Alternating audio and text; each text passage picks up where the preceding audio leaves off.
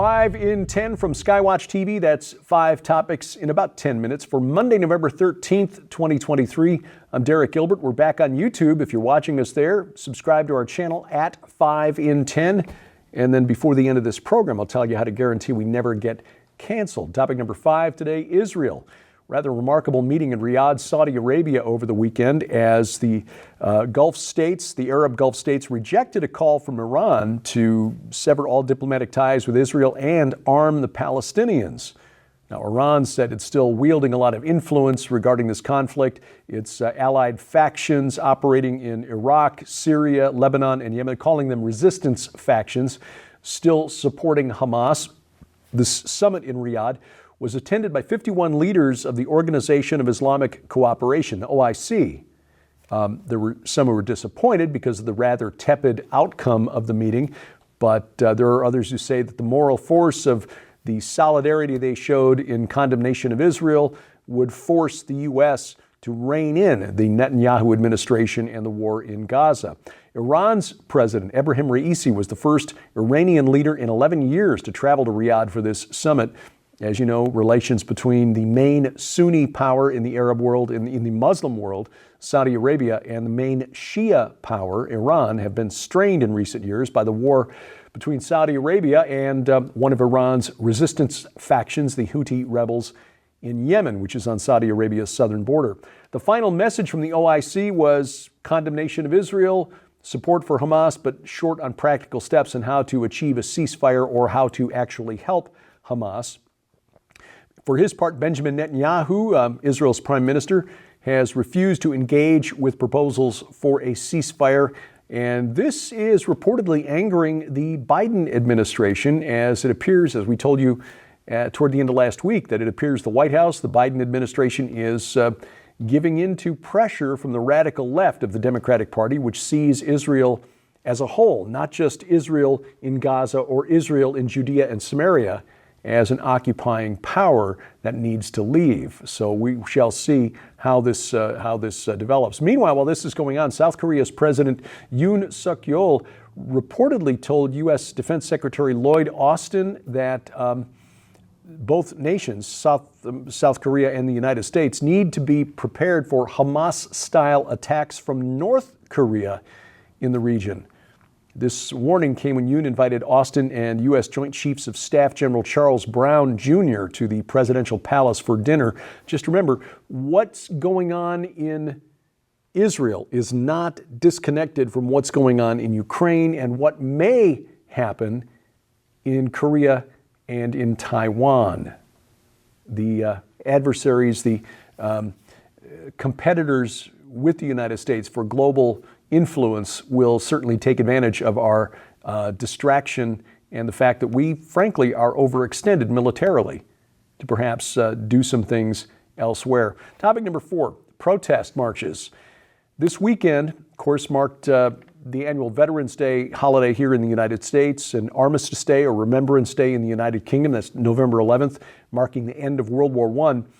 This is a day that's marked with solemn ceremonies in the United Kingdom, but it was also, intruded upon by protest marches, pro-Hamas protests. In London, poppy sellers at Victoria Station were forced to move their stall after they were surrounded by protesters chanting pro-Palestine slogans. Volunteers for the Royal British Legion had set up at the station there, forced to move when they were crowded out by the pro-Hamas protesters.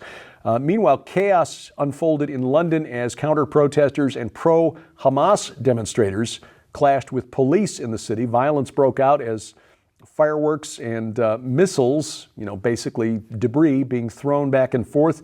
145 people arrested. UK Defense Secretary Grant Shapps saying there will likely be more as video is analyzed to find more suspects. Counter-protests have been organized by people upset that the pro-Hamas protesters were intruding on the Armistice Day celebrations, or commemorative events, I should say. The counter-protesters started clashing with police, however, and 126 of them were arrested. And while the Met Police said that the 300,000 strong who marched in support of Hamas in London started out with no incidents, Then a group of about 150 were stopped by police after they started shooting fireworks at the officers.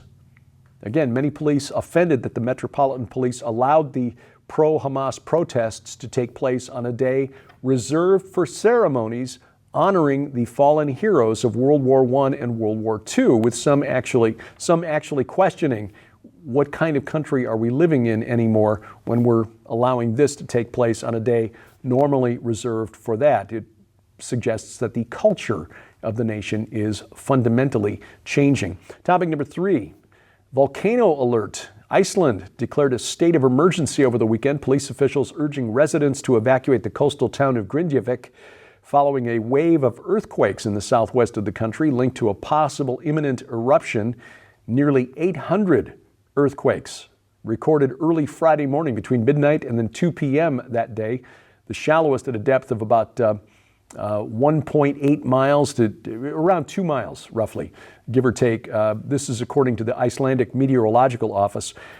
Iceland, just to give you an idea how big Iceland is, it would fit inside the borders of Colorado here in the United States, or in the UK, it's comparable in size to Wales plus central and southern England combined. And yet, as small as it is, Iceland, because it sits on a tectonic boundary that is continually splitting apart as North America and Eurasia are moving away from one another, it is home to 32 active volcanoes. Again, no imminent danger according to officials in Iceland, but they are taking precautions.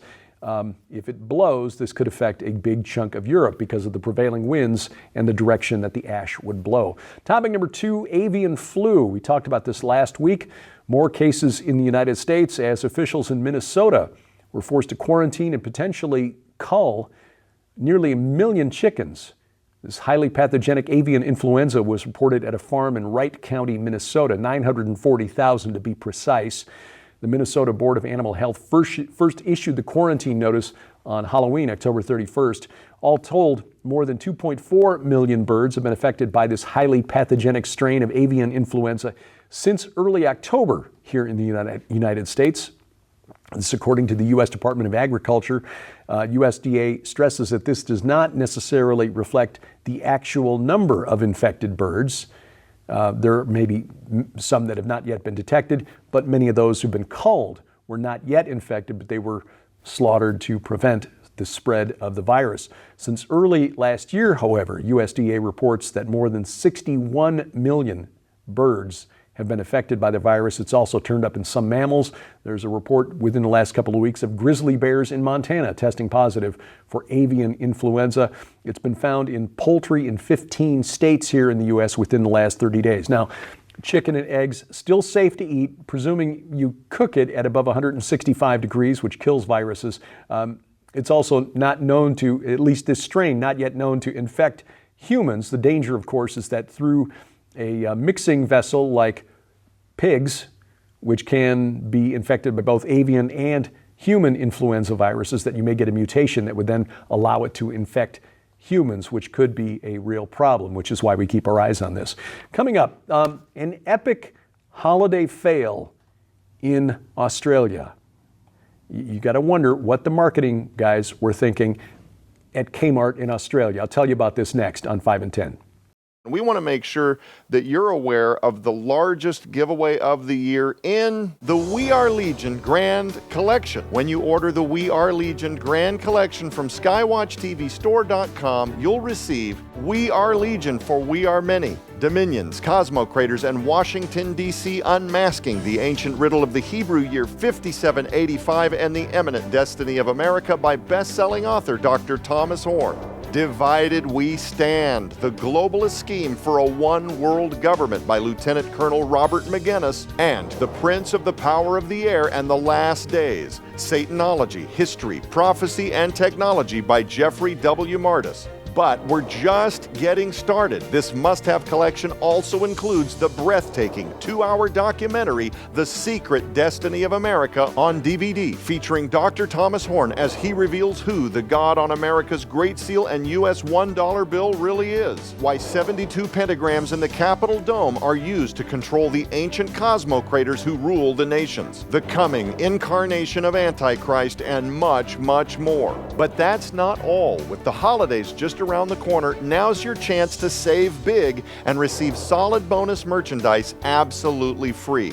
Because also included in the We Are Legion Grand Collection are any number of brand new, super quality, overstock gift books, DVDs, or audio sets to add to your library or to give away as gifts this coming holiday season. Sold separately, these items hold a retail value of nearly $150. Yours now for your donation of only $35 plus shipping and handling, so act quickly. You can scan the QR code on your screen using the camera app on your phone for instant access to this special opportunity. This is the largest giveaway of the year, just in time for the holiday gift-giving season, and is available only while supplies last, so don't delay. Visit us at skywatchtvstore.com or call 1-844-750-4985 and ask for the We Are Legion Grand Collection now.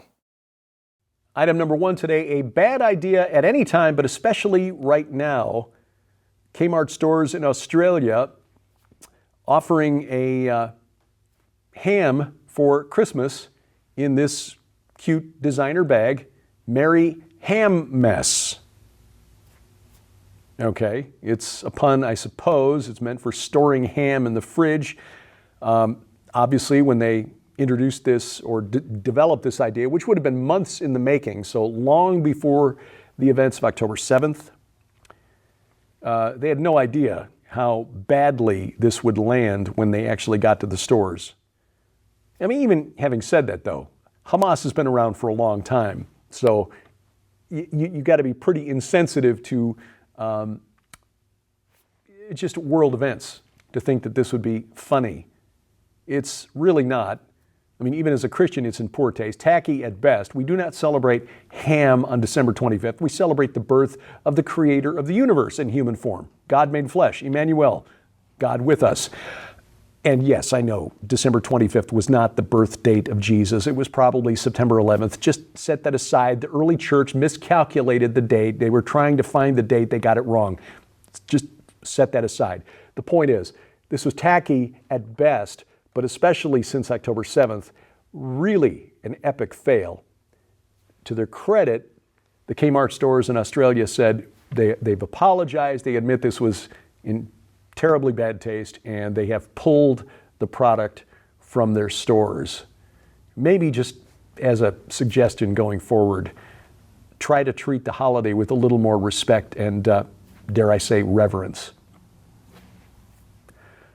This week on Skywatch TV, we are talking about the spirits at work behind our politicians. When we discuss geopolitics here at Skywatch TV, we're always also talking about what my best friend, my wife, Sharon, calls theopolitics, what the Apostle Paul called principalities and powers and cosmic rulers over this present darkness, with whom we actually wrestle, not flesh and blood. This is the final series of programs we will feature with the recently departed Dr. Tom Horn, and it's his last book, We Are Legion, for We Are Many. Joining us on the panel, Sharon and me, Lieutenant Colonel Robert McGinnis, Joe Horn, of course, moderating the discussion, and you can watch the program right now at skywatchtv.com. All of our video content is always there. Our broadcast schedule, if you want to watch over the air on one of our partner networks, posted at skywatchtv.com/channels. You can also watch it right now if you've got a set-top box, Roku, Apple TV. Make sure you've got the Skywatch TV channel for Roku and Apple TV, and you can watch it right there, right now. Our YouTube channel for the main program is at Skywatch TV Now. All of our video content, including these daily updates, is available on Rumble. If you don't want to use YouTube, go to rumble.com/SkywatchTV. But better yet, guarantee we never get canceled by downloading our free mobile app to your smartphone or tablet. Why? Because that content comes from servers that we are paying for, and it's owned, operated, maintained, hosted by a Christian company that has no desire to censor us. That way, all of our content coming right to your smartphone or tablet with Google's AirPlay or Google's Chromecast or Apple's AirPlay.